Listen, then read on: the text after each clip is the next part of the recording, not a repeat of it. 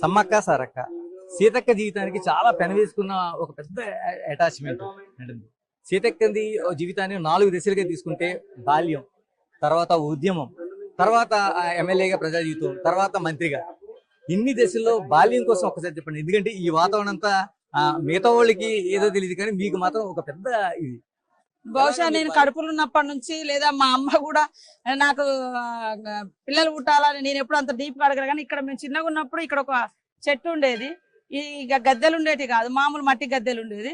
ఈ గద్దెల చుట్టూ సంతు కోసము తడి బట్టలతో వచ్చి చాలా మంది పడుకునేటోళ్ళు.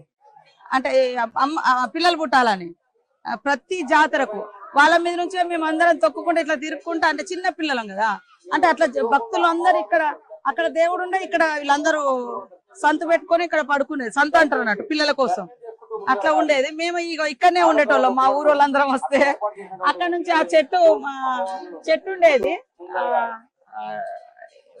నమిలినార చెట్టు అనేది. ఆ చెట్టు ఈ గద్దె మీద ఆ చెట్టు నుంచి ఒక పాము కనపడేదని అక్కడ నుంచి చూసి పాము అంటే ఎవరు నాగుపాము అంటే ఎవరు పగడిద్దరాజు సమ్మక్క భర్త అని మా అమ్మకి ఇట్లా చెప్పేటోళ్ళు. అట్లా 3 రోజులు మేము మా ఊరు నుంచి నడిచి వచ్చి 3 రోజులు అంటే మేము శనివారం అట్లా బయలుదేరేది. శనివారం నైట్ బయలుదేరితే మంగళవారం సాయంత్రం వరకు ఇక్కడికి ఏ రాత్రి వచ్చినా మా అమ్మ మా కుటుంబాలు మా ఊరు అందరం కలిసి ఫస్ట్ వచ్చి ఆ దేవుడికి పసుపు కుంకుమ ఒడిబాల బియ్యం అక్షింతల్లో ఒడిబాల బియ్యం కుడుక ఖర్జూర అమ్మ కూడా కట్టుకున్నట్టుంది ఇట్లా వేసుకొచ్చి ఇక్కడికి ఉప చెప్పేది. ఫస్ట్ దేవునికి తల్లారా మేము వచ్చినాం ఇక్కడికని. తర్వాత జంపన్న వాగు దగ్గర పోయి 3 రోజులు ఉండేది.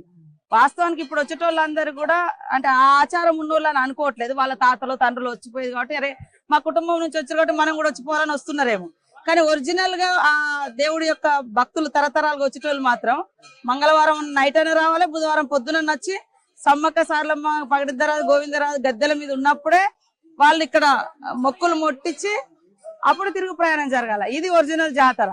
అంటే మనం చూస్తే మా ఊర్లో మేము చూస్తే అందరూ కూడా అంటే దేవుడి గురించి తెలిసిన వాళ్ళు తిరుగు అంటే ఎదురు పిల్ల అని ఇచ్చుకుంటారు. లాస్ట్ బుధవారం మేము అందరం ఇళ్లలో పండగ చేసుకున్నాం. అప్పుడే ఒడిబాల బియ్యము, కొత్త చీర, కొత్త జాకెట్లు అన్ని దేవునికి పెట్టి మొక్కుకొని ఊళ్ళో ఓ కోడిను మేకను కోసుకొని ఊరోళ్ళందరికీ మేము వచ్చే వారం జాతర పోతున్నామని ఒడిబాల బియ్యం పోసుకొని శివశక్తులందరూ కూడా ఒక ఇంట్లోకొకరు పోయి దేవుని పెట్టుకుంటారు. ఆ రోజు అందరు ఆ చీరను ఈ రోజు మా అమ్మ కట్టుకొని వస్తుంది. ఏది బుధవారం నాడు పెట్టింది. అట్లా శివశక్తుల ఆచారం ఇది. అట్లా ఈ రోజు అంటే వాళ్ళు ఈ రోజు బస్సులు వాహనాలు వచ్చినాయి కాబట్టి ఇప్పుడు మా వాళ్ళు ఇవాళ మంగళవారం నైట్ బయలుదేరుతుంది. కానీ మేము జనరల్ గా మేము చిన్నగా ఉన్నప్పుడు ఈ బస్సులు ఇవి లేనప్పుడు కాలినడకన వస్తే కాలినడకన మా జగ్గనపేట నుంచి కన్నాయగూడెం నుంచి లక్నవరం చెరువు, లక్నవరం గుట్టెక్కి దిగి సద్దిమాడు కాడ అన్నం తిని మన లక్నవరం చలవాయి రోడ్ ఉంది కదా, ఆ రోడ్డు మీద నుంచి నడిచి దాటి సోమలగడ్డ నుంచి మన కొత్త నాగారం అంటే ఆ క్రాసు అక్కడ ఆ దేవుని మొక్కుకొని ఎడ్ల బండ్లు ఒక దిక్కు నడక ఒక దిక్కు. కార్లు లేవు అప్పుడు, అసలు ఎవరో ఉన్నోళ్ళు ఉంటే ఎడ్ల బండ్లు ఎక్కువ, ట్రాక్టర్లు కూడా చాలా రేర్, చాలా తక్కువ. అట్లా వచ్చి 3 రోజులు నడిచేది. మేము 3 రోజులు ఇక్కడ ఉండాలి, 3 రోజులు ఇక్కడ ఉంటాం. మా సారలమ్మ వచ్చే రోజు ఉండాలి, సమ్మక్క వచ్చే రోజు ఉండాలి. వీళ్ళిద్దరు ఉన్నప్పుడు శుక్రవారం అన్నా బేస్తవారం నైట్ అయినా మొక్కులు చెల్లించాలి. అందరు దేవతలు గద్దెల మీద ఉన్నప్పుడే మొక్కులు చెల్లిస్తాం.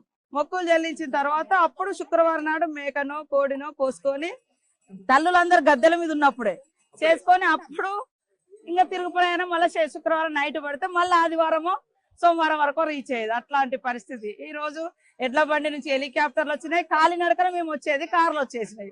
కాబట్టి ఇప్పటికి కూడా చాలా మంది నడిచి వస్తున్నారు. కానీ ఏదేమైనా నడకలో ఉన్న ఆనందం, నడకతో ఒక టీమ్ గా ఒక ఊరంతా కదిలి జాతరకు రావడం అనేది అది ఒక 3 రోజులు 2 నైట్లు 3 నైట్ల దారెంబటి 2 రాత్రులు ఇక్కడ మళ్ళీ 3 దాదాపు మళ్ళీ జాతర అయిపోయిన తర్వాత కూడా ఈ జాతరలో ఇక్కడ కోని కోయడమో ఏదో చేసుకున్నాం. మళ్ళీ మేము ఊళ్ళో పోయినాక మళ్ళీ బుధవారం ఏం చేస్తాం, బేస్తవారం మేము జాతర పోయొచ్చినామని ఇక్కడ దొరికిన బెల్లము, ఇక్కడ తీసుకున్న కుడుకలు, ఇక్కడ తీసిన ఒడిబాల బియ్యం తీసుకుపోయి అందరికి వండి అందరిని పిలిచి భోజనం పెడతాం. పలారం అని అందరికి పంచుతాం. అందుకనే ప్రసాదం అనేది రద్దీ పెరుగుతున్న కొద్దీ పలారము బెల్లము అందరికి పోలేకపోతుంది. మా చిన్నతనం ఉన్నప్పుడు బుట్టలు తీసుకునేది, మోసుకొని పోయేది, ఊరోళ్ళు అందరికి పంచేది.